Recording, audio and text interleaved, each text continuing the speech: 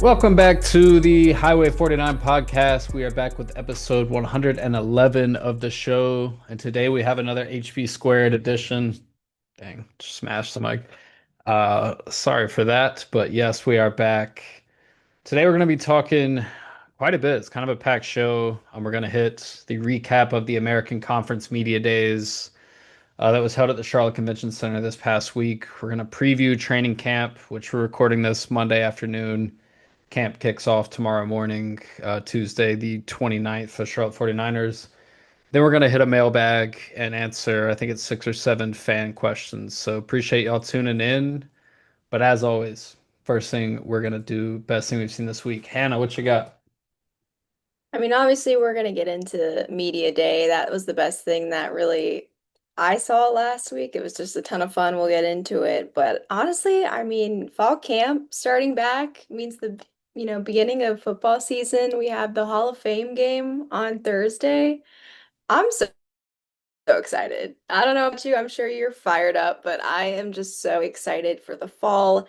It's just my favorite time of the year. I can just am itching for football to be here. So I'm just so excited. So that's really what's hyping me up this week. Best thing I'm seeing. It's only Monday, so I'm sure I'll have more things that come along. But Hunter, what's the best thing you've seen this week so far?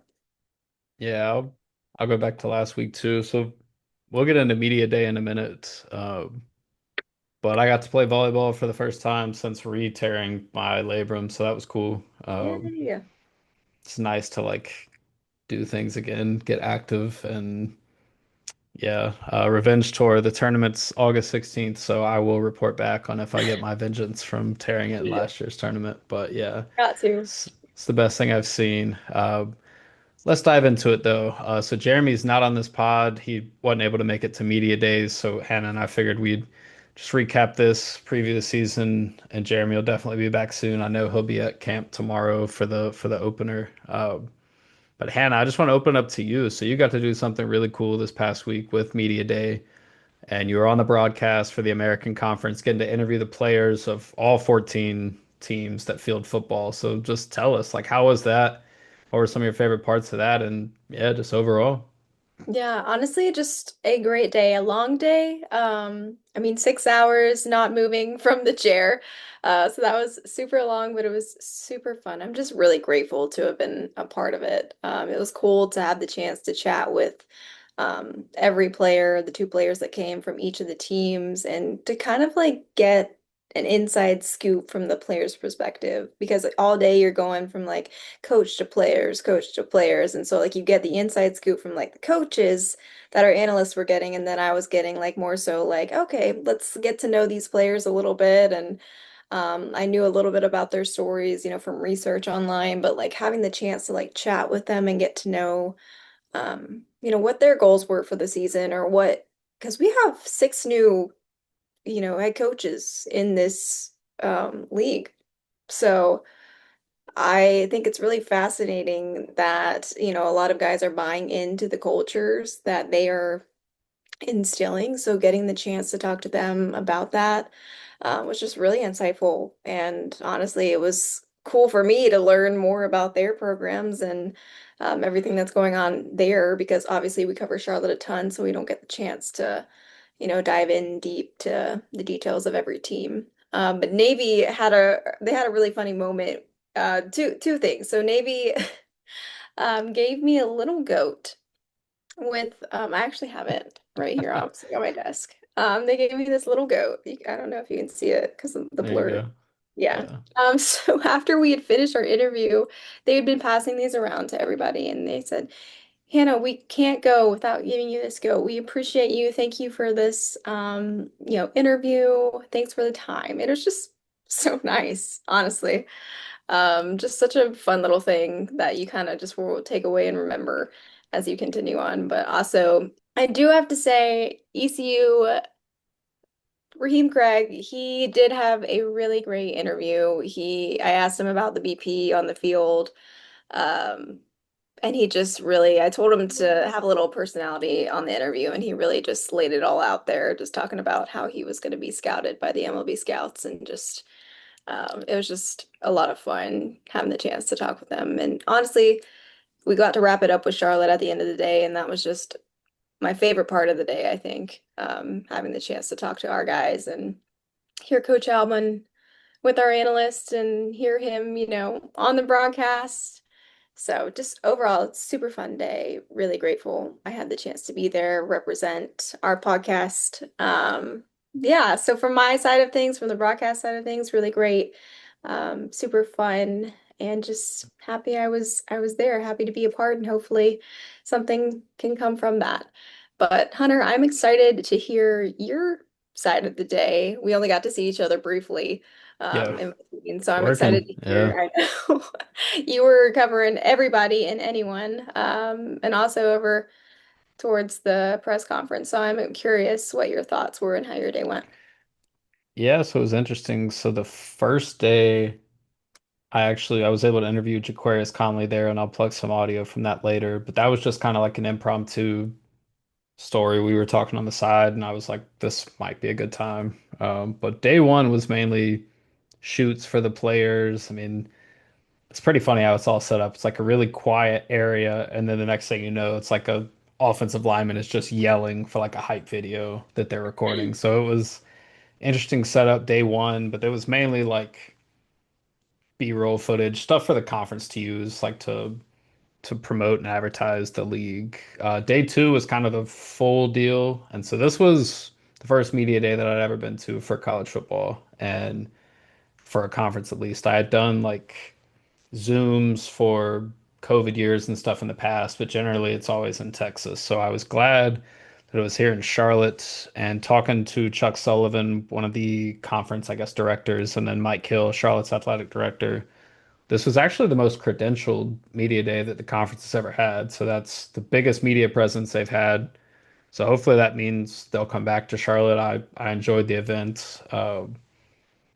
But yeah, like I say, didn't really know exactly how it was going to go, and it kicked off, as you know, Hannah. I know you left your house at like 5 something a.m. But Yeah. conference commissioner, yeah, dude, yeah, Tim Pernetti kicked it off, and he had a lot to say in his open. I mean, he went from talked all about the Americans' chances to be in the college football playoff, talked about how stupid some of the transfer portal windows were.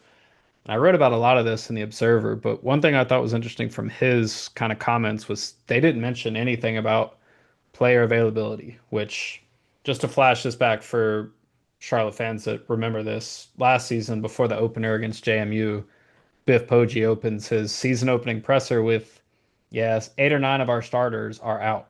So of course, I'm saying comparing notes from the opener to what I had in fall camp for like a depth chart, and we're asking him, who is it? And he won't mention it, won't say any names. And it seemed like BS then. It ended up being relatively BS throughout the season. It may have been a couple of those guys, but 8 or 9 starters was a crazy stretch. But these player availability reports, I actually asked Tempernetti about it, and his response was, "Yeah, we're gonna start them this year. It's gonna be football specific. There are other leagues like the SEC, I believe, does basketball and baseball, but it'll basically be day of the game availability reports 3 hours before the kick, which will be nice. It'll help reporters like me. I will say, like, I do miss walking around with a notepad or my notes app and being like, this guy's dressed, this guy's not dressed. But at Yeah. least we'll know a few hours in advance who's there, who's not. And while it helps people like us, it also helps the gambling side of things, which is, I think, probably is the primary driver for things like this, knowing who's active, who's inactive. I thought that was really cool. And like I say, so the American will just be football specific for now, but there's talks of going to baseball and basketball in the future. But Tim Albin, I asked him about it, and the MAC actually did last year, so he has some experience with it. He was an advocate for it, so I thought that was really interesting. But yeah, the some of the best interactions we've had. I mean, like I say, we talked kind of at the end of the day for everything, which was nice. I got to catch up with Steve Helwick, who covers literally every team in the American and other conferences for Underdog Dynasty. Steve's the man. He actually tore his meniscus 3 days before the trip and still came. He's walking around the entire time on crutches. I was like, dude, if that was me, I would have stayed home. So props to him. and they got to catch up with Jonah Dillon. He writes for the Commercial Appeal covering Memphis. So Memphis has been in the news a lot lately. So good luck with all that, Jonah. But I had a lot of fun. And Hannah, I'm curious for you, like what did you think of the setup? Like being at the convention center, we were sharing it with like the Mary Kay convention or something. Like I'm walking up the street to this event, I'm following like Oh, 20 women all wearing pink dresses. I'm like, am I in the right spot? yeah. I, yeah, that was crazy. When I went to go pick up my credential on Thursday, I thought I was in the completely wrong spot, even though I've been to the convention center before. But I just see this long line of women wearing nothing but like sparkles and pink. And I'm like, American Athletic Conference? What are we doing? Which way? Yeah. So I liked the setup. Honestly, I think because there's another entrance, so I think that was the main reason why we were on the back side instead of like towards that other side.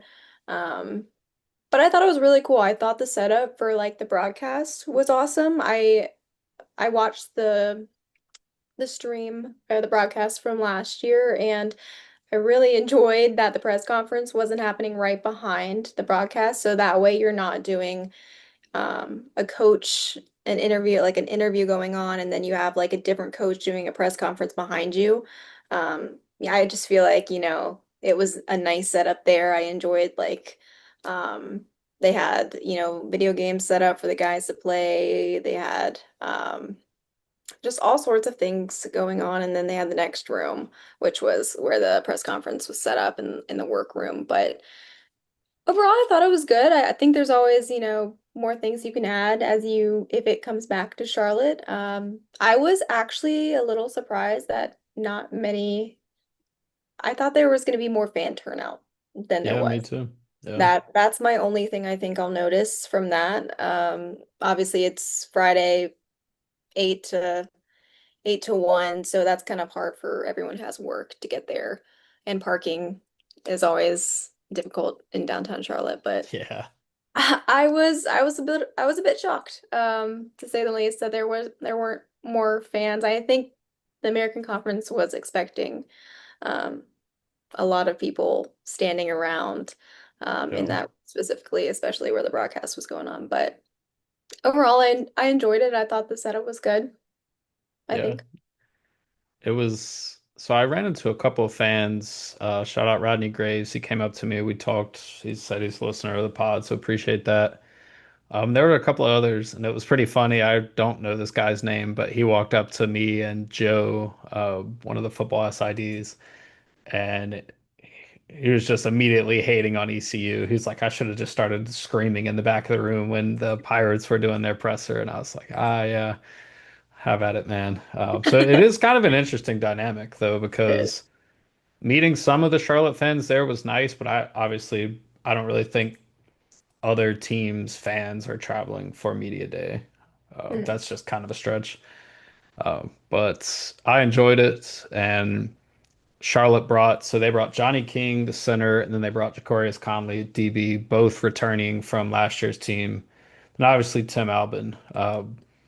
I'll plug some audio from Tim really fast. So it was interesting how it all worked because the press conferences of the head coaches were going on in one room, and then the room Hannah was in doing the broadcast, it was kind of a breakout session, and you could pop around and talk to different teams. I realized I need to do some serious work on identifying the faces and putting them to names of these teams' other star players because I know Yeah. Charlotte's guys. I know a couple of the ECU guys just from last season. But a lot of these teams in the conference, I would not be able to pick their faces out of a crowd. But I'll plug some audio from Tim now. I talked to him a little bit about Don Chaney's eligibility issue. I asked him about the quarterback playing split starters. And then I asked him a little bit about the linebacker room because four of the five guys in that room are Ohio transfers. Or four of the five Ohio transfers are in the linebacker position. So Tim had a lot to say about that, and I'll go ahead and plug that interview with Mr. Albin now. For you, my Yeah, man. So I asked Commissioner Tim Nettie about availability reports in the yeah, conference. He said rolling them out this year. What are your thoughts on that? yeah. Hey, you know what? That's a great question, I thought, Hunter, and I got experience with it. we had that report and where I came from, so I've got experience with it, and it's in the spring meetings in Florida. It was a topic, as he said, discussed with among our coaches. Tim come in and addressed the group, and I actually, raised my hand. And I said, "Hey, I'm not going to say a word. Yeah. It's my first head coaches meeting. I'm just going to be a fly on the wall and listen and meet all the guys." But I actually piped in and said, "Hey, because there was some questions, and I answered, look, it's not that big a deal. It's great for the game and where we are in the landscape of college athletics. Probably the thing to do, And I wasn't a deciding vote. It was unanimous for us to do it. But some coaches were like, they hadn't done it, And so I think it's a good. I think it's a good thing. Definitely. I want to ask about Don Chaney. He was the lead back for much of spring. I guess what happened there? Is there anything you can comment on the matter? I don't know. Not at this time, because I don't want to say anything that's not accurate right now. I just know we're hopeful, and I hope this thing gets resolved by the week. Today's Friday, so I hope this thing gets resolved by the end of the day, or early next week. And so but again, we're hopeful. Okay. And quick question about quarterbacks. You talked about obviously the competition there continuing. Would you consider a split starter deal, or do you want to get to the part? Yeah, I don't. Nope. I don't. I've done it before. Yeah. It's happened. That's not ideal, but it can work. Where it gets tough is if you got this quarterback's in and this is a set of plays, because and you got this guy and it's this set of plays, and then you're practicing different, and we would not have that because all three guys have very similar capabilities, and so. Hey, all I know is the best guy's going to play, and if we're not moving the ball, then why? And then we got to try to fix it. And if it's if we feel it's from the quarterback execution wise, then we're going to try somebody else. I gotta say, Hannah, that was from the opening presser to now. Like he was not a completely different person, but feels more comfortable. I think it's very evident that, like I said on Wesson Walker, like he's not slamming the table. He's not threatening to hang riders with their ankles over a balcony or whatever. But he did like curse a couple times. He was like, you could tell he felt comfortable. And I think that was different than day one. Did you get that same vibe, especially kind of in the interactions you had with him?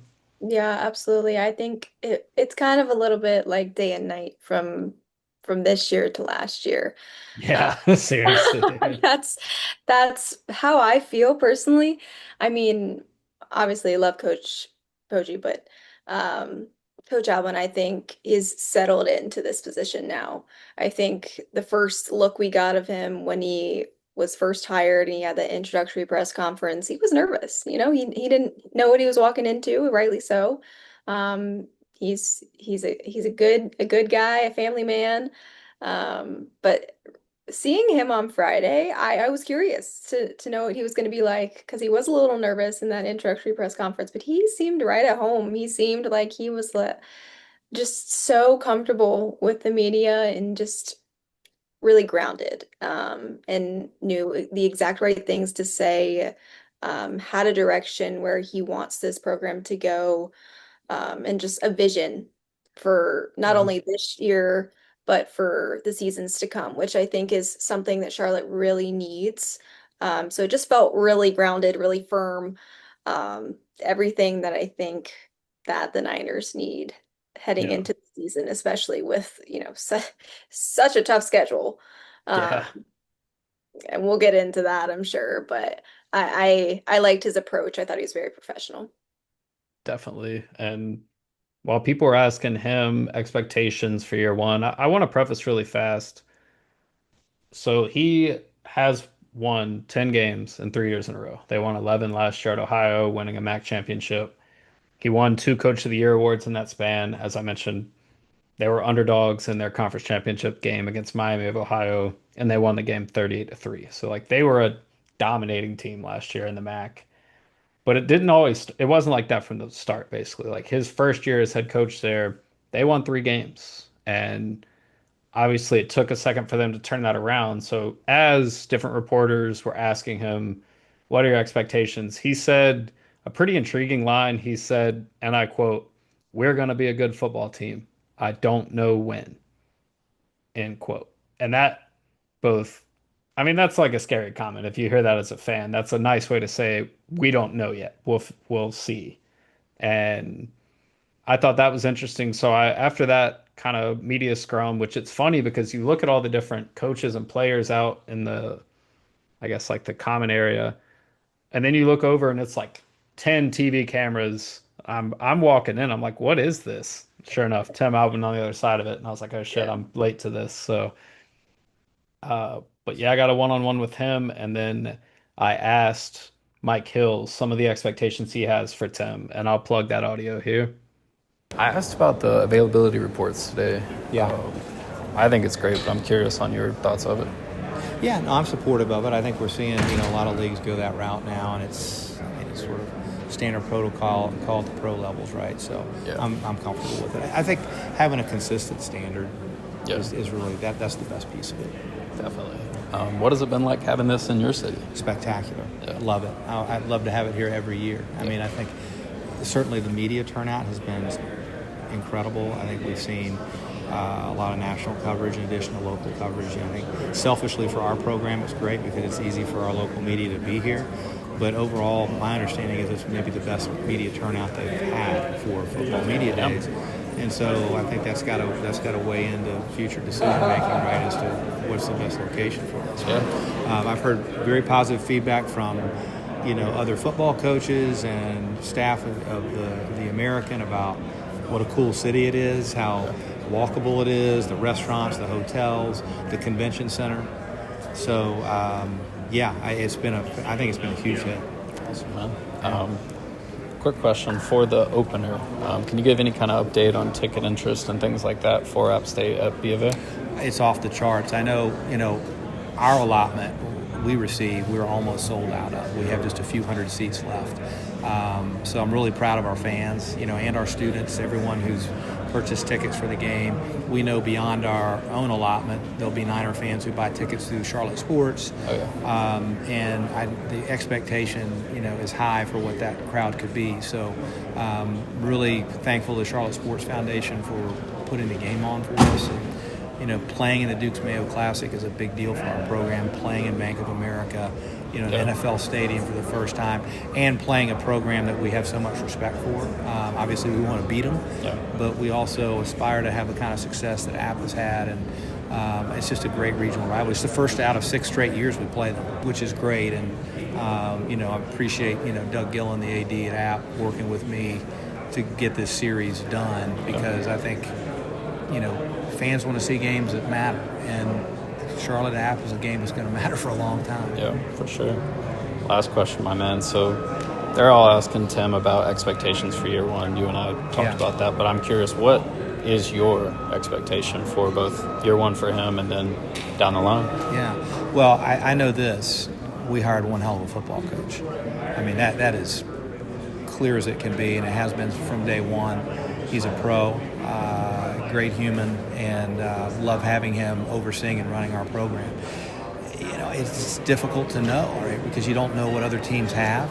Our league is a difficult league, and our non-conference schedule is no joke. And so I would never assign a number to what my expectations are. But what I would say is we aspire to be in bowl games every year and competing for conference championships ultimately. How soon that will happen remains to be seen, but I know we hired a guy who just won one, and has won 10 games for 3 straight years and has been conference coach of the year twice. And so, that's our expectation, as it is his, to build that kind of program here. So I am as excited about this season as I've been for any Charlotte 49ers football season, in part because of Tim and also just the energy around our program with the opener against App State, the second week, the North Carolina game, sell out of season tickets. There's just an incredible vibe around our football program. And I think we have, the potential to have a really special season, but we'll have to see. That's why we play the games. It was interesting talking to Mike because I've said this before. Mike Hill is really good at saying a lot of words that mean nothing. He has he's awesome at that. And I think it's probably a good trait for an AD to have. But he talked a little bit about they hired a winner and that's what they expect to do. And whether it's a fast start is to be seen. But I do know that training camp kicks off tomorrow and we'll get a pretty good idea about that. So let's shift gears here from recapping Media Day to previewing training camp. And I wrote a kind of like a five storylines piece that'll run in the Observer tomorrow. Uh, but I do want to preface this, and Hannah and I talked about it for a minute off air. So camp is closed to the media as far as team periods. So we'll get to watch probably the stretch period and maybe the individual periods, which you can glean a little bit from, but still not a lot. But I just want to preface it by saying all the Panthers videos you see on Twitter with Hunter Renfrow cooking people with routes or Jimmy Hort Jr., Bryce Young, whatever, Love that. that's not the type of content we're going to be able to provide because we can't watch that. And that's at least how it is to start. I'm assuming it will be like that until the start of the season, probably the whole first year. And it's different, right? So when Will Healy was the guy, they were super inclusive. Like he was telling the media they could sit in the meeting rooms, they could do this, they could do that. Then when Biff Poggi came, everything was really restricted. And it's like a level of trust that I think has to be built between media and coach, coach media. And I also think it doesn't help that Charlotte's first two games are against Appalachian State, they're 2 hours away from the city, and then North Carolina, who are 2 hours away from the city. So just to like give a preface, basically, it's not going to be this detailed video that you see. We'll be able to get some details from that, and we'll obviously share that on this pod, but it's not going to be as in depth as maybe in the past. So apologies in advance. But camp does kick off tomorrow, like I said. There's going to be 19 practices. There's two scrimmages and a mock game that leads up to the opener, which is August 29th. Bank of America Stadium. It's a Friday night kick at 7 p.m. against App State. With that, let's get into the previews. Hannah, you got the most important position on the field and on the team altogether. That's quarterback. Will you talk to us Yeah. about those guys battling for that spot? Absolutely. I think that's the biggest question on everyone's mind right now, for For sure. sure. Um, who's going to be the starting quarterback? I mean, there hasn't been one named, but you have Connor Harrell, obviously coming in from Chapel Hill, redshirt junior, has some experience under his belt. Grayson Loftus, another guy who has a little bit of experience coming in from Duke. He closed out the 2023 season, on a 5-game tenure, ending the season there. And then you have Zach Wilkie. I mean, he's kind of a wild card, I think. Redshirt junior from Northwest Mississippi. Um, we got the chance to talk to Chris Reynolds, and he's had the chance to like work out with him and see his game a little bit. And Chris thinks he's someone that a lot of people are sleeping on. I'm not sure if he'll be in the running for the starting position just because he hasn't had as much playing time at the Division 1 level. Uh, my personal opinion, I feel like they're gonna go with Connor Harrell to start. That's who I'm thinking.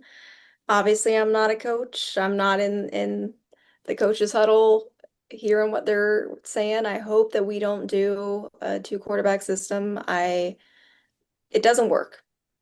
Yeah. It doesn't work for Charlotte. Cheers. Um, Please. we need one guy to be the leader, and we need to just figure it out. Whoever it is, he can figure it out. Yep. And then you have your backups. So that's my personal take on it. Hunter, I'm curious to know your thoughts about it. You've been out to practice a little more than I have to see their actual game. So just give me your thoughts on the quarterback battle. Yeah, so it's interesting because I don't think one of them is a lot better than the next one, which no one wants to hear that. Yeah. They have different play styles, but also kind of similar. So Harrell and Loftus are kind of the polar opposite, right? Loftus is a pocket passer. He wants to stand in, pick apart the defense. He's got a good arm. I'd say probably the best upside arm on the team as far as making accurate, calculated throws. And then you have Harrell, as you mentioned, he's more of the runner. Any coach or player you talk to, the first thing they say is how fast he is, which, as I said on the radio the other day, that's a lot very similar conversation to like Jalen Jones and Viv Poggi's first year, which might work in this offense. I know that I don't know the exact scheme they're going to run. I know that they're basically marrying Tim Albin's idea of offense with Todd Fitch's idea, are both proven on that side of the ball. Tim said he won't call plays. I asked him that on his first day. He said he runs hot on game day, so he likes to withhold his comments till between drives, and he's not going to be a major input guy as maybe a Biff Poggi was. The third guy you mentioned, Zach Wilkie, he's kind of the combination. And if we've broken down some of his tape before, I'd recommend going back and watching some of those with Chris Reynolds talking through his game. He's got the ability to break the pocket, extend, but what I've heard so far is that he's just got to get his arm around this Todd Fitch playbook. I think he probably has like the most. He can make the craziest throws on the field of the three. Is the best way I can describe it. And we saw a little bit of that in the spring game and in the scrimmage the weekend prior to the spring game. But consistency wasn't really there. If I had to bet on a starter, I'd say with the most upside, I would say probably Loftus, just with Mm, his ability to pick the defense apart. But when you look at Ohio with Tim Albin's last year, their quarterback threw for 2,000 yards and rushed for 1,000 yards. So they definitely want someone that's going to be able to be a dual threat, which is what I see with you talking about Connor Harrell. It's kind of a similar thing. And it's not like Harrell can't throw the ball right. either. I mean, I think his lone college start or the game he played the most in, I can't remember off the top of my head, was against Charlotte last year. So 49ers fans should remember at least a little bit of his game. He did throw an interception in that game, and that's just a situation where he's drifting in the pocket, gets hit as he throws, and former Niner McGuire Neal picked him off. Yeah, I think it's going to be an interesting battle. Here's the most important thing. So I asked Tim, and you guys heard it in the interview a little earlier, about would he play split starters. My gut reaction to that was he is willing to. He doesn't fucking want to. No, That I'll makes believe sense. that. Yeah, I'll believe that. But you could tell he talked about potential and there being a bunch of potential in the locker room. And he said, but potential doesn't do anything. Like you need to figure out how to use it or you're going to be looking for a new job. Yeah. So they're definitely, he mentioned even having live reps with quarterbacks, which I've never seen at Charlotte, which I could see how that's beneficial because you've got 3, 4 weeks until the opener. And if you're going to rep three guys all the way to that, you're just leaving meat on the bone for chemistry, cohesion with the offensive line, with the I agree. receivers, even stuff as simple as quarterback, running back, snap, like handoffs. Everything is such timing based or so timing based at this point, and they're going to need as many reps as they can because the days are limited. Check quarterback is going to be interesting. So Hannah and I picked six basically position groups. So she hit quarterback, running back is going to be interesting. So I asked him about Don Chaney Jr. Started his career at Miami, was a solid back there. Even catching out of the backfield, he could kind of do it all. Transferred to Louisville, didn't play a ton with the Cardinals, and then transferred to Charlotte and was kind of the lead back in the spring. I say kind of. He was the first team back in the spring. There was no position battle. Obviously, a lot of guys get reps at running back, but he was seen as a front runner. He was removed from the roster like almost a month ago now, and I've gotten conflicting reports from both people in high roles with the university and then head coach himself. So the quote I got last week was Don Chaney is no longer a member of our football program. We wish him well in his future endeavors. And that's from a team spokesman. So I asked Albin about it, and he said he didn't necessarily have a comment on it, but he hoped and was hopeful that it would be resolved soon. So it sounds like there's a glimmer of hope that Hmm. he could return to the team. So immediately I follow up other folks around the university after that and say, am I wrong in this context? Because I was told he's not with us anymore, he's gone. And it sounds like there's a very, very slim chance, but they wouldn't rule it out. So I would not assume we're going to see Don Chaney for the Charlotte 49ers. But if it happens, that's awesome. I'm glad they got it worked out. So with the players that they do have, Hannah, I know you'll love this. I think Henry Rutledge is going to play a lot. I think Wow. he should. obviously underused in Poji's offense, but he's been around. He's a catch out of the backfield threat. He's someone you can use as a scat back or even just a true tailback in certain situations. He was second team All American punt returner from Athlon Sports in preseason. I look for him to play a lot in this offense. There's a couple returners from last year as well. Rod Gainey Jr.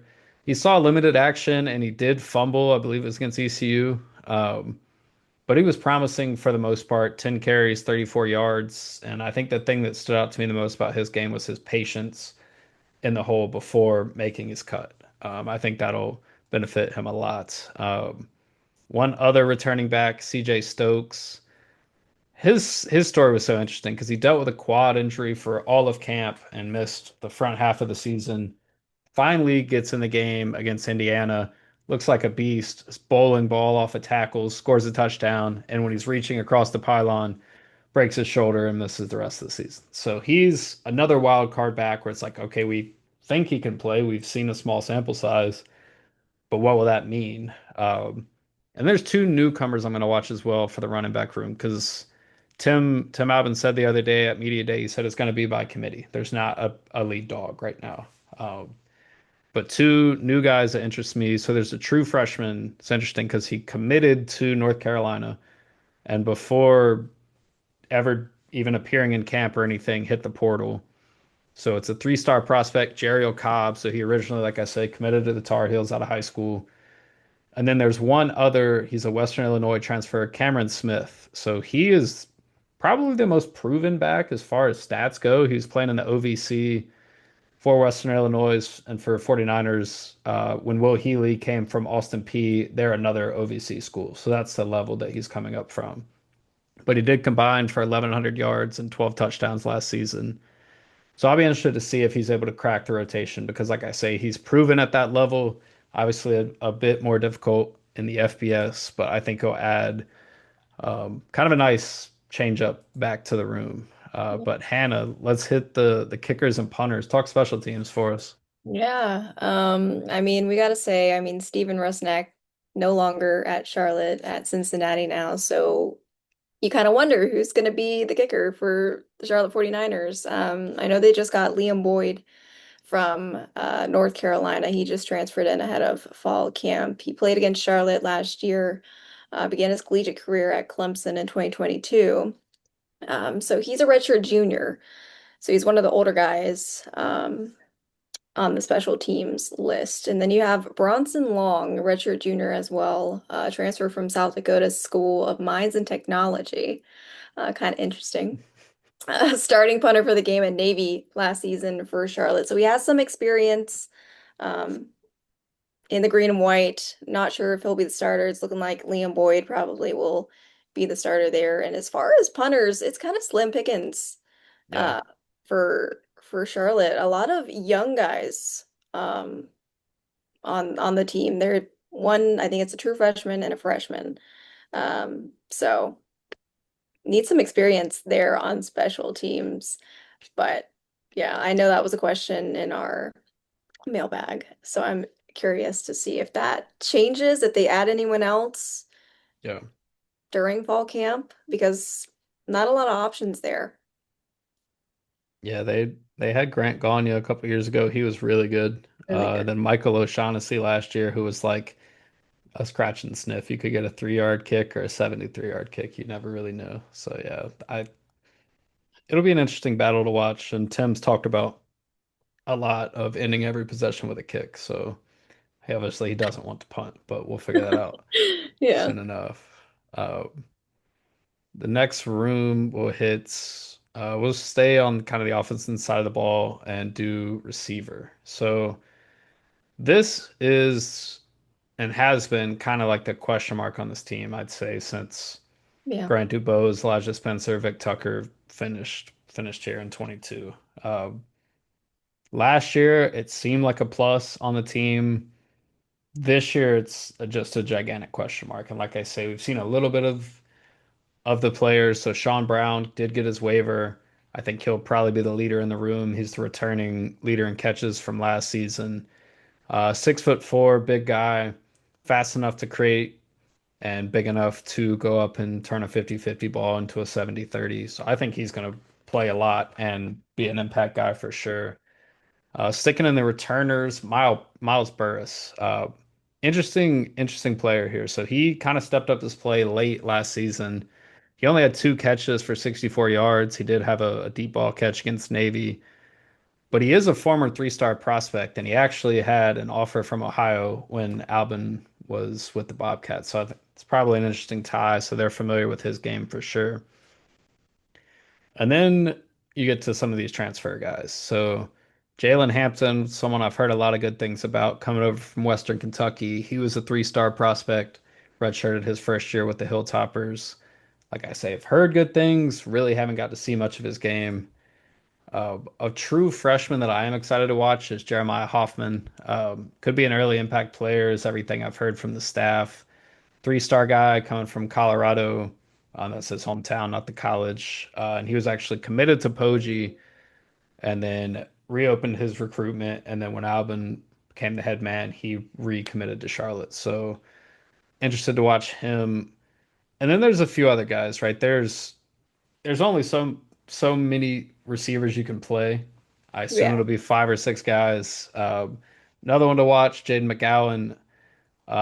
This guy is tiny but is fast as hell. So he's 5'7", 180 pounds. Started his career at Vanderbilt, caught over 80 passes there, 800 plus yards, three touchdowns, and then hit the portal, leaving the SEC, went to the ACC, transferred to Boston College, and was not used hardly at all there. Just caught two passes there.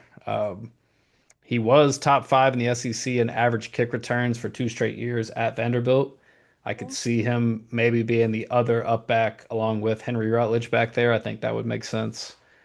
Uh, and then a couple more. So Justin Olson is back. He played a little bit last year early in the season. He's someone who started his career at North Carolina, played at Middle Tennessee, and then came to Charlotte. So he suffered, I believe it was ankle injury last year, missed pretty much the whole year. He got hurt in week 2, unfortunately, against his old team, the Tar Heels. And then one other name, and I'm going to wrap this up, the receiver room, with this. So Javen Nicholas, coming over from LSU. So he was a walk-on, a preferred walk-on with the Tigers.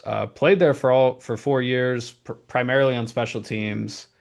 And I believe his tie was through Paul Turner, who is now the receivers coach at Charlotte, but was on staff with LSU as an offensive analyst last year. So quick cameo. Paul Turner was a former Philadelphia Eagle, so go Birds. I'm excited to talk to him out there tomorrow. Yeah. As you're I wearing did, a Panthers jersey. yeah, it's all right. I had to rep Kuechly at least one time.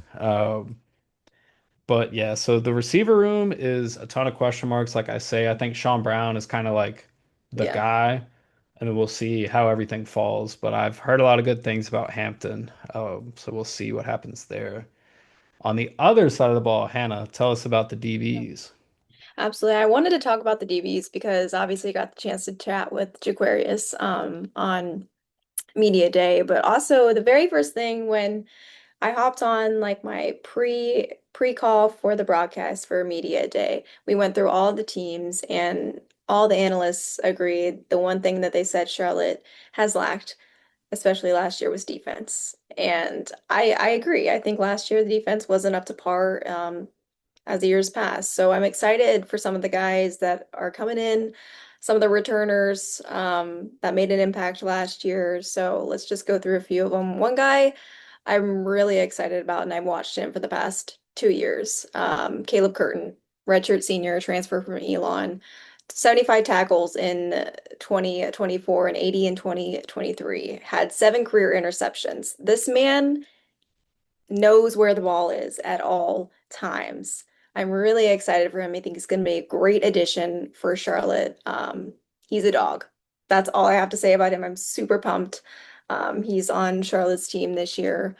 Also, we got guys like Colin Gill, redshirt sophomore, transfer from Georgia, hasn't had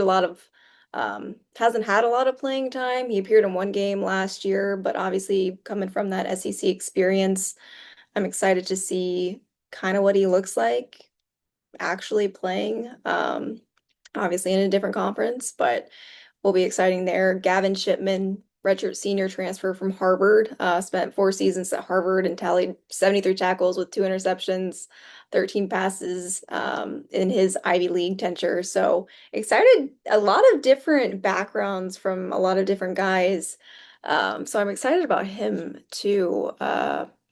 Another guy, I think it's Ty Baldwin, redshirt senior, joined the 49ers ahead of spring practice from Ball State. Uh, seems like another guy that's going to be really good on the defensive side. And then you have Dwight Boodle the second. What a Great name. name. I Yeah. know. Richard Jr., transfer from Nebraska. He experienced an injury in 2023 that limited him some playing time, but played a little in 2024. Uh, Seems like he'll be a great addition as well. And obviously, you have some returners that made an impact last year. We talked about Ja'Qurious Conley coming back for his first official full year with Charlotte after all of that mess with the NCAA. So he was really stoked when I talked to him. He was like, I'm so excited to finally be able to get my feet wet and play for Charlotte and just show my stuff for a whole full season. So I'm really excited the impact he'll make. And he was excited and fired up for week 2 as well, obviously with his former team and Coach Belichick. But excited to see what he'll do this season as well. And then you got Travion McGee, graduate student coming in from Iowa State, had 39 tackles last season, as well as returner Antonio Cotman Jr. He played mostly on special teams last year for Charlotte, but transfer in from Virginia Tech. So excited to see if they'll utilize him more this season. And then you have CJ Clint Scales Jr. I was excited for him last year. I don't think he made as much of Yeah. a splash as Osborne hyped this up. Yeah. yeah, he didn't make much of a splash as what we were thinking, but maybe with some of the guys that we have now and some more experience and on our new coaching staff, he'll be able to shine a little bit there. But Richard Jr., transfer from Boston College, had 16 total tackles last season. So excited to see how all the guys, some of the returners and some of the new guys gel, especially heading into fall camp. Yeah, I think it'll be a blend. When Tim came on here, Tim Albin, he said that the defense was going to be similar schematically. It's a 4-2-5. And I asked Conley about it kind of off the record at Media Day, and he said there are a lot of similarities. So I'm thinking that for some of the returning guys, it might not be as hard to grasp. So you could see jumps from potentially guys like Cotman or Clink Scales, who we thought were going to be more impact players last year that did decide to return. I think the biggest takeaway from the secondary is Conley is the leader of that group. I think you feel good about his game playing in the post, and we'll kind of see what happens around him. Obviously, it's your first full off season here, and you get to everything's good. How's it feel? You excited to? I'm very excited. Then that is the first full season since really my freshman and sophomore year. Yeah, I'm very excited. I can't wait. Honestly, I just feel like everything else that happened in the past, I've done moved past that, and I'm just ready to work on it. absolutely. So is this your last year? They told me I have another one, but I'm gonna try to make sure that's the last one. Yeah, and then league. That's the plan. The league is the plan. Absolutely, man. So obviously, Media Day, you've been involved with ACC stuff like that in the past, but what is this environment like? It seems pretty cool. I mean, It's good pretty so cool, far. very chill. Everybody kind of mind their business. We getting real close to the season, so it's like I kind of don't want to look these boys in the eyes until that first game. You know what I'm saying? I just want to be able to just go out there and play my best game, and show these boys and these coaches and the world that, and even myself, that all the hard work that I've been through and all the sacrifices I had to make. This is what it's Paid off. for. Yeah, absolutely, man. So I never got to ask you this last year, but what drew you to Charlotte under Biff? I know there's a lot of Tar Heel ties, but what kind of brought you here? And then part 2 is what kept you here. It was mostly that Tar Heel tie, just Coach Block. Just having him in my corner since freshman year. He's always been somebody I can count on, and I truly appreciate him just giving me the opportunity to even come back to Charlotte. So just to even give me the opportunity to come back to the ramp of football also. Yeah. So honestly, it's mainly Coach Block. Yeah. And then what kept you here? Obviously, coaching transition, a lot went into that. The coach's transition, I feel like what it did was bring in great people, and that's exactly what I want to be around. I'm not really too fond to just being around, facility or just big names. I just want to be around good people. At the end of the day, all you need is film, and you can get wherever you want to go. So I just want to be the best version of me, along with the coaches, and just see how this season goes. Definitely, man. So I got to ask you, so you got a couple quarterbacks in the battle right now with ACC experience. You didn't play with Connor, did you? Yeah, I played with Connor. You did for a year? Okay. But what have you seen from that battle, and talk about what kind of makes the quarterback stand out individually? Connor, he got the runner legs. Yeah, he's quick. Yeah. Yeah, he's very quick, so I feel like that's what stands out with him. The other two, great accuracy, just more patience with one, and then the others just got to just make sure that he's straight when it comes to the players. So I feel like overall, all three of our quarterbacks are good. It's just more so who's going to be the healthiest player and who's going to want it more. Yeah. I feel like it's going to be a great battle between the three. More patience with Loftus, that's what you're saying? Okay. So, all right, so believe it or not, I played a little bit of safety in high school, dude. I played like outside backer. We played some stupid-ass defensive scheme, bro, but I was like backing up a lot. For you, your keys, starts with guards, QB's eyes. Is that 1-2 read for you, or how is it? It's definitely a 1-2 read depending on where we are, what coverage we're in. It could be a receiver, a wide out, but most likely my reads are guard, then quarterback. Okay, yeah, that's how it was for us. I was just curious. So when I talked to Tim when he first came here, he said there's a little bit of similarity in the defense from Osborne's defense to this defense. Have you felt like that so far? No, it's definitely a lot of similars. 4-2-5, same defense, just different concepts, different schemes within it, but it's overall the same thing. Yeah. When you talk about kind of the secondary, it's you. I know Travion's back, but there's obviously new corners. What has that been like, and how's everyone kind of meshing so far? I feel like the whole team is meshing together real good. So, especially on defense, I can only talk for our side right now, but I feel like the whole entire defense is meshing good. We got two good linebackers that came in. They came in and they truly controlling the defense, and I love that a lot. We have great corners. They all going to battle. It's literally going to be a fight to the end of fall camp for everybody, not including myself. So I can't wait. You like the New Jerseys? I love the New Jerseys. Yeah, they're pretty clean, dude. Clean. Diamonds dance on the chain. Looks good, man. All right, man. Last question. I guess I got two more, but is it wild to play against Bill Belichick? Obviously, you never would have known he would have been at your old school, but is that crazy? I think it is crazy, just being able to play against coaches that have been in the league and done it for a long time, won multiple championships. The Patriots are the team that I used to look up to a lot. So just seeing them win all the time, that's exactly where I wanted to be in life. So just being able to go against them and hopefully win, that's going to feel a lot. Yeah, definitely, man. Feels it even more. It's going against your old school. Are there any familiar faces still there? Is it? Yeah, a lot of them. I got a lot of players that's still there. Don't talk to them a lot no more, but I still got a lot of friends there. So it's going to be a good little kumbaya after the game. I'm going to be in there asking Bill, was it you or Tom? Who won all these Super Bowls, bro? But last question, man. Is there maybe an under-the-radar player on defense that you're looking to have a big year this year? Shea Taylor? I mean, I'm not going to say he's under the radar, but... Yeah, he's a hooper. I watched a lot of his film. Shea is going to be nice. Yeah. I can't wait to see him play. For the last position group we're going to talk about today, we're going to do linebacker.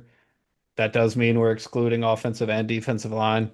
I need to see more before I sit here and tell you guys what I think about those groups. Talking to Tim and just looking at it on paper, I'm pretty worried about the interior defensive line. They're going to need guys to step up, but Jalar Holly, Taz Williams, they need someone to be able to control a gap. So we'll see what happens there. And then the offensive line, I know they're going to mix and match a lot. The staple there is Johnny King, and I'll report back with more there. But the last position we're going to hit is linebacker, and we saved it for last because I think it's going to be the strength of the team. When I look up and down the roster, I can't find another position that has as much returning play time and talent as linebacker has. I asked Ja'Qurious Conley, verbatim was, can you give me an under the radar player on this defense? And he said he's not under the radar, but Shea Taylor, that dude is a dog. And I said, cool.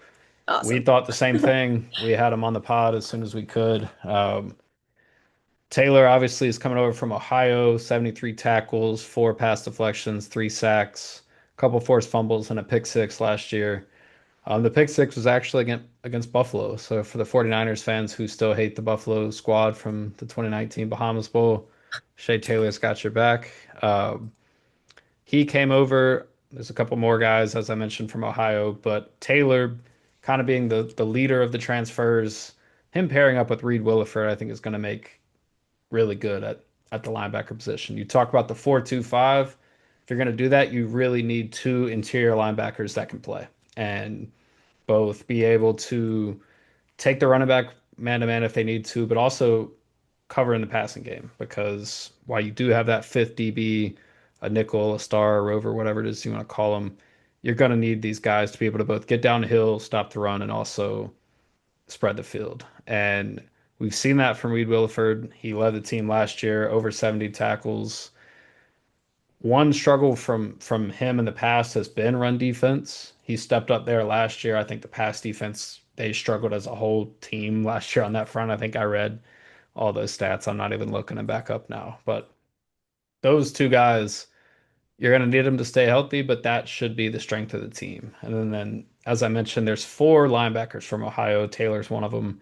Sellen Bowman's another one. Caden Schmitz is someone I've heard a lot of good things about. That room is going to be key because, like I say, when you play a 4-2-5, those guys have to be really good. And I think that's what made Charlotte's defense so successful in year one, even though they only won 3 games. But their two best players on defense, Demetrius Knight, Nakai Hill Green, both interior linebackers. So you're hoping that Reed and Shea can be that duo this year. Yeah, I think without a doubt, linebacker will be the strongest. And when I said that to Tim, he kind of looked at me like he didn't say anything, but you could just tell. Subtle acknowledgement, like yeah. Yeah. And so we'll see. Shea said it's one of the best, most talented linebacker rooms he's been around. So we're excited for that for sure. That kind of wraps the training camp positional preview. Like I say, we'll be back kind of throughout camp with pop-up updates, things like that. Hopefully it's a injury-free camp and Charlotte's able to get to the opener relatively unscathed. But with that, set So the mailbag. let's do it. First question, Matt Alkiza, from what y'all have Yeah, seen. Matt. I know, shout out Matt. I feel like I haven't seen him in so long. Excited to get to the season so we all can catch up and chat. But Matt said, from what y'all have been seeing so far, what is the biggest difference between Biff Poggi and Tim Albin's leadership style slash plan for success? Yeah, so obviously vastly different people. And I had a conversation with Mike about this, Mike Hill, not too long ago, that when you go one way with a coach, you're definitely not going to do it again, right? So Mike hired Will Healy, who was this young up and comer, could be the next Dabo Sweeney type coach. And year one, it worked out. I mean, Will interviewed for the Missouri job right after the Bahamas Bowl and had a chance to go straight to the SEC. And you kind of wonder like how things shake out if that actually happens. Obviously, Charlotte's in a totally different spot now. But 4 years of the Will Healy experiment goes left towards the end, and then you hire this older enigma of a dude in Biff Poggi, who's a multimillionaire hedge fund manager, high school football coach, phenom turn, Charlotte's head coach. And there are some good moments there. You look at the ECU wins, you look at some of the notoriety, sports centers on campus, Charlotte's playing in big games on ABC, NBC, and you feel pretty good about where they were headed, although the wins didn't stack up. He goes, I think, 6-16 in his year and a half as the head coach. But you're looking at those two guys like, okay, this is a young CEO type in Healy. This is an old CEO type in Biff Poggi. So now we're going to go kind of middle of the road, all football guy. Yeah. And that's really what Tim is. I mean, I talked to him kind of in passing, like side conversations and downtimes at the media day, and he just loves ball. Like that's what he lights up for. And you can tell like when he's talking about guys like Johnny King or JQ Conley, the two representatives, he's fired up for them. And I think the leadership style is more of it's similar to Biff and as far as making boys into men, making athletes into good fathers, good husbands. Mhm. But I think where Biff is more of like a overseer, I think Tim is just more hands-on. That's my at least thoughts on it. What do you think, Hannah? I agree.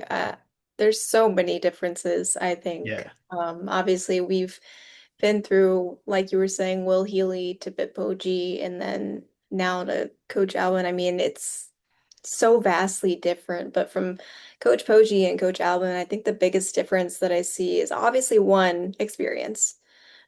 Coach Alvin has the credentials. He has, obviously winning experience before, whereas Coach Poggi had winning experience, but not at a collegiate level. So I think that was a big difference right off the bat there. But two, just also the way that they approached the job, approached just the weight of it, I think. Coach Poggi, obviously very excited about the opportunity, came in overpromised, I think. We've talked about it on this podcast before, right off the bat, we're gonna win the American this year. And as a fan, when you're coming from such like a roller coaster of program, like you're going from really young guy, brought in a lot of energy. Okay, really young guy, did great first year, not so good the second year. We need something else. And then we go to Biff Poggi, who is over promising. Okay, we're gonna be really good, we're gonna win. I mean, that's what the fans want to hear, that they don't want to hear, uncertainty. So he was playing into that. And I think it kind of backfired a little bit when the season didn't go the way it did. I think, yes, he's a maker of men, and I agree with your statement there that Coach Alvin is very hands-on, and Coach Poggi was different in that way. But Coach Alvin is kind of just approaching it as in, you know what, we are going to be good. Don't know when we're going to be good, but we are going to be good. And I kind of like that. I like the honesty, the realness, and I think it's refreshing just a little bit. I think let's put Charlotte on the map for winning rather than let's put Charlotte on the map for, headlines, for the news, Yeah. for um, Everything in a press conference versus everything on in the a press field. conference, wearing cutoffs. Let's put Charlotte on the map for its talent. Yeah. I think that's the biggest difference I see. I would be lying if I didn't say like I missed the potential for Biff Poggi to say some crazy Oh, shit. That was absolutely. fun. Like as a reporter, Absolutely. the pressers were like, you're either going to get one of two things. It was going to be like a super long, drawn out answer, or he was going to say something crazy. Yeah. Like he was giving us Bible references. He was going all over the place in his pressers. You And never. we're yeah. You And were just and along we're for the ride.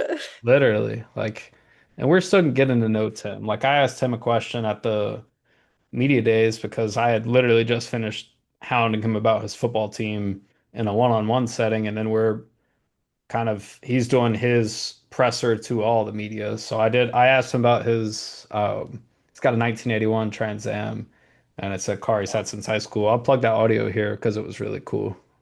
Hunter Bailey with the Charlotte Observer. What's up, Hunter?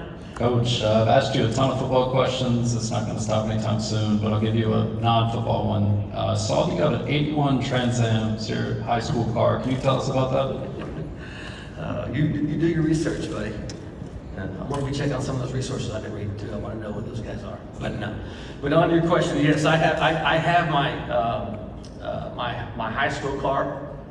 My mom and I split it in 1982. A black and gold smoky independent Trans Am that I drove all through high school, all through college, grad school. It was beat up, rusted up, and I come from a large family. My mom's the oldest of 11. Dad's the youngest of 5. Every family reunion, every aunt and uncle, I heard, I wish I would have kept my first car. All right, and it wasn't my first car, but it was my second one. But anyway, but it was beat up, and it's time I finally got a job. Okay, I'm gonna go get me a used car, trade it in, and they gave me a few bucks. I said, no. Put it in my mom's horse barn for about 22 years, saved money, started it up, put it on a trailer. About 10 months on the engine, 14 months on the body. The T-tops have been out of it for 20 years. And so I still have it. I'm proud of it. I'm gonna pass it to my kids. And when they put me down in the ground, my kids will probably drive it that day, unless it's raining. And they will not. So that's my thoughts on that. going from, like I say, going from the intro presser where he's nervous and you could tell he's kind of stumbling over his words to he's settling in. He's giving me shit about my sources up there. I like that, Tim. Let's talk, man. Yeah. Um, but yeah, no, the differences are bountiful, I guess, with these two, and I'm looking forward to kind of getting to know him more because I mean, he said to me, I guess maybe in the spring, he said, "Yeah, I like your work. I hope I like it in October." I was like, "Shit, me too, dude." That's But awesome. Yeah, excited to see his growth throughout the season. But CLT fan asked about special teams. We kind of touched on this a little bit. He said, "We are fortunate to have experienced punters and kickers the last couple of years. What's it looking like for this season?" yeah, so Hannah, you covered it. The only thing I'll add is I wrote like a preview for Athlon Sports, and they made me give a too deep depth chart. And I had Okay. Bronson Long, as you mentioned. I think this was before the other kicker had transferred in, and then Andrew Bennett was the punter I had. So just for fun, this was written in April, just so y'all know. And we Nice. haven't seen Yeah, anything since we then. have no idea. So that's all I got for that. I fly ACRJ. Is Solid. this team better disciplined than the past two seasons?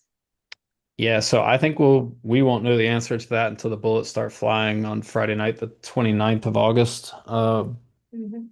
That is Tim Albin's message, though. And while he did say, like I said, we'll be a good team, I don't know when.